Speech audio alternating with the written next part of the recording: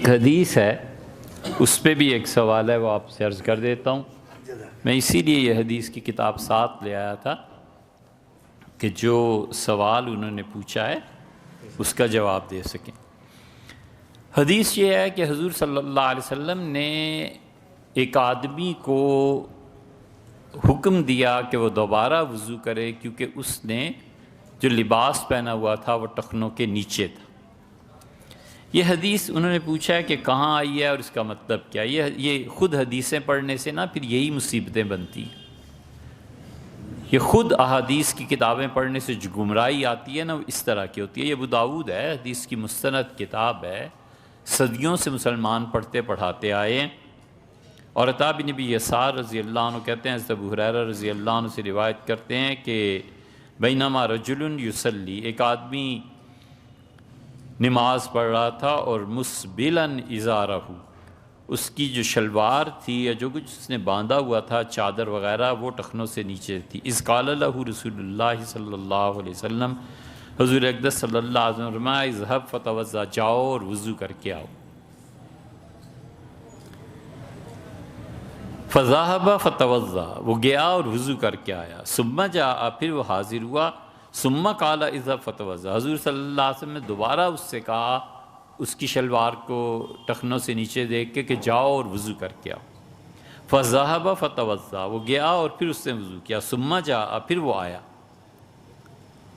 اس حدیث کو پڑھ کے ان صاحب نے کہا کہ اس کا مطلب یہ ہے کہ ٹخنوں سے نیچے کا لباس وضو کو توڑ دیتا ہے، کیونکہ رسول اللہ صلی اللہ علیہ وسلم صاف فرما رہے ہیں کہ جاؤ اور وضو کر کے آؤ۔ یہ ہے وہ مصیبت جب منع کرتے ہیں نا کہ حدیث استادوں کے بغیر نہیں پڑھنی چاہیے۔ یہ انہوں نے پڑھی ہے، پڑھ لی ہے، اس لیے وہ کہتے ہیں جو بھی ٹخنوں سے نیچے کا لباس ہوگا اس کا وضو ٹوٹ جائے گا۔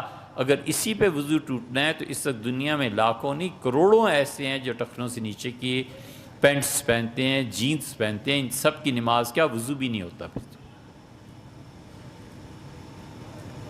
فقال له رجل، ایک آدمی نے عرض کیا کہ یا رسول اللہ، اللہ کے رسول علیہ الصلوۃ والتسلیم، مالک امرأتہ ان یتوضا، کیا وجہ ہے، کیا ہو گیا ہے؟ امرتہ، آپ اسے حکم فرما رہے ہیں پھر کہ وضو کر کے آئے، اس کی کیا وجہ ہے؟ کیا ٹخنوں سے نیچے کا لباس وضو کو توڑ دیتا ہے، یا وہ کوئی چیز ہے جو ہم سمجھ نہیں پائے؟ قال، حضور صلی اللہ علیہ وسلم، انہ کان یصلی، یہ نماز پڑھ رہا ہے، وہو مسبل ازارہ، اور اس کی نماز میں اس کا لباس ٹخنوں سے نیچے ہے۔ وَإِنَّ اللَّهَ جَلَّ ذِكْرَهُ، اور اللہ تعالیٰ لا يقبل صلاۃ رجل، کسی ایسے آدمی کی نماز نہیں قبول کرتا جس کے کپڑے اس کے ٹخنوں کو ڈھانپے ہوئے۔ یہ ہے وہ حدیث جس کی بنا پر ان کا خیال یہ ہے جنہوں نے سوال کیا ہے کہ ایک تو ٹخنوں سے نیچے کا لباس وضو کو توڑ دیتا ہے، اس حدیث سے ثابت ہوتا ہے۔ دوسرے ان کا خیال یہ ہے کہ اللہ ایسی نماز کو سرے سے قبول ہی نہیں کرتا۔ اب اس حدیث پہ بڑی لمبی بحث ہے، ہم اس کا خلاصہ آپ سے عرض کر دیتے ہیں، اتنا وقت نہیں ہے اور نہ ہم کسی درسگاہ میں بیٹھ کے پڑھا رہے ہیں۔ سب سے پہلی بات اساتذہ نے کہی تھی کہ انہوں نے کہا دیکھو اس حدیث کی سند میں موسیٰ بن اسماعیل آتے ہیں اور وہ ابان سے روایت کرتے ہیں اور وہ یحییٰ سے اور وہ ابو جعفر سے۔ یہ ابو جعفر کون ہے؟ راوی کا مجہول ہونا اس حدیث کو اس کے مقام سے گرا دیتا ہے۔ ابو جعفر سے مراد یا تو محمد بن علی بن حسین بن علی بن ابی طالب ہے رضی اللہ عنہ، اور وہ ہو نہیں سکتے، اور یا پھر ابو جعفر سے مراد اس زمانے میں مسجد نبوی کے مؤذن تھے ایک۔ اگر وہ مسجد نبوی کے مؤذن تھے تو وقت نہیں پورا ہوتا، کب انہوں نے کہا، کون ان سے ملا، یہ باتیں ثابت نہیں ہوتی۔ اور خانوادہ اہل بیت یعنی سیدنا زین العابدین، ان کا نام علی تھا نا، اور ان کے والد سیدنا حسین اور ان کے والد سیدنا علی رضی اللہ عنہ، اور سیدنا زین العابدین محمد کے کوئی بیٹے ایسے نہیں تھے جن کا نام یہ ہو، محمد کے بیٹے۔ تو اگر یہ ابو جعفر مان لیے جائیں کہ زین العابدین کے بیٹے تھے، یہ تو پھر امام باقر رحمۃ اللہ علیہ ہو گئے، اور امام باقر رحمۃ اللہ علیہ کبھی بھی مسجد نبوی کے مؤذن نہیں رہے۔ تو راوی کے متعین نہ ہونے کی وجہ سے اس حدیث سے استدلال نہیں کیا جا سکتا۔ اور جتنا حدیث کا شوق ہے نا پڑھ کے عمل کرنے کا، ان کے یہاں سب سے بڑے آدمی البانی تھے، جنہیں فیصل ایوارڈ ملا تھا، اور البانی نے بہت احادیث پہ تحقیق کی ہے۔ البانی نے خود اس حدیث کو ضعیف قرار دیا ہے کہ یہ حکم کے لیے ثابت کرنے کے لیے جتنی سٹرانگ کوئی آرگومنٹ ہونا چاہیے وہ یہ حدیث نہیں بنتی۔ اور پھر یہ حدیث منسوخ بھی ہے، کینسلڈ ہے۔ بہت بڑا علم ہے کہ حضور صلی اللہ علیہ وسلم کے کس حکم نے کس حکم کو کینسل کر دیا۔ یہ جو حنفی رفع یدین نہیں کرتے اور شافعی اور باقی حضرات کرتے ہیں، بحث اصل میں کہاں، اصل میں یہیں سے شروع ہوتی ہے کہ ابو حنیفہ رحمۃ اللہ علیہ کہتے ہیں حضور صلی اللہ علیہ وسلم نے آخر پہ پہنچ کے سارے رفع یدین چھوڑ دیے تھے، صرف ایک مرتبہ ہاتھ اٹھاتے تھے نماز کے آغاز میں، اور یہی سیدنا علی اور عبداللہ ابن مسعود رضی اللہ عنہ کرتے تھے کوفہ میں۔ امام حنیفہ رحمۃ اللہ کہتے ہیں ہم نے اپنے شہر میں یہی دیکھا۔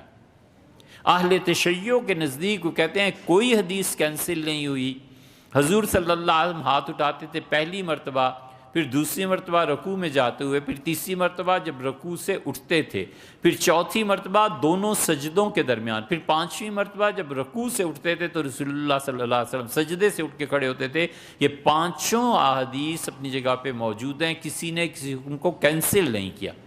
امام مالک رحمۃ اللہ علیہ کہتے ہیں سب کینسل ہے، کوئی ہاتھ اٹھانے کی روایت نہیں۔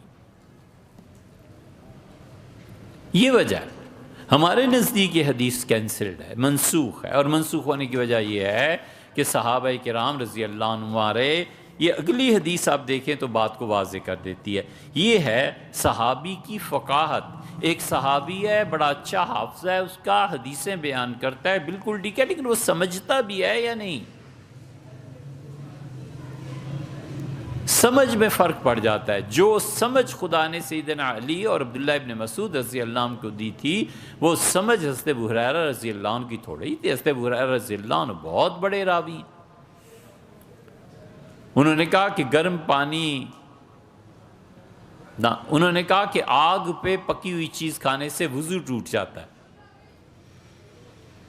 اور پھر کہا کہ حضور صلی اللہ علیہ وسلم کے سامنے گوشت لایا گیا پکا ہوا، آپ نے کھایا اور پھر وضو کیا، تو ابو ہریرہ رضی اللہ عنہ سمجھے کہ آگ پہ پکی ہوئی چیز کھانے سے وضو ٹوٹ جاتا ہے۔ عبداللہ ابن عباس بھی بیٹھے ہوئے تھے، وہ بچے تھے، لڑکے سے تھے جوان، انہوں نے کہا چچا پھر تو یہ ہوا کہ گرم پانی سے وضو ہی نہ ہو۔ حضرت ابو ہریرہ رضی اللہ عنہ چپ ہو گئے، سوچتے رہے، پھر کہنے لگے لڑکے حدیثیں سننی ہے تو بیٹھا کر، یہ حجتیں نکالنی ہیں تو اٹھ یہاں سے۔ عقل کا لیول ہے نا، ہم کسی شخص کی سوچ پہ پابندی تو نہیں لگا سکتے۔ ابن مسعود رضی اللہ عنہ نے اسی حدیث کو کیسے سمجھائے؟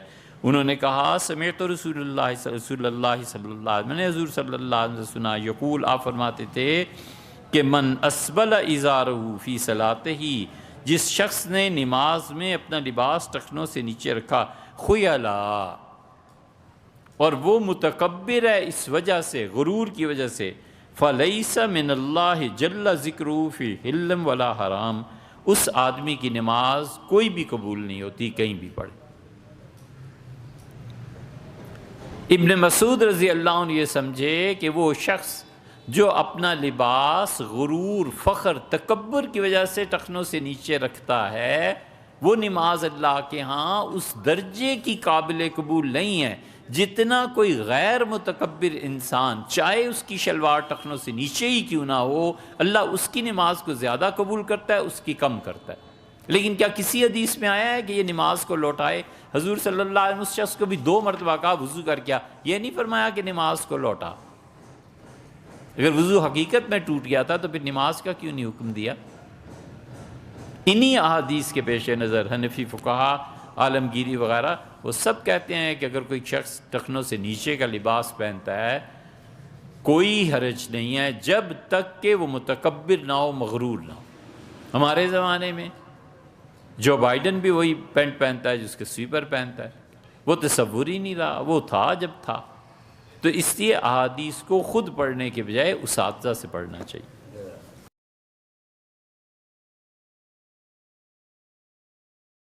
سبيل الدموع سبيل مريح تنهى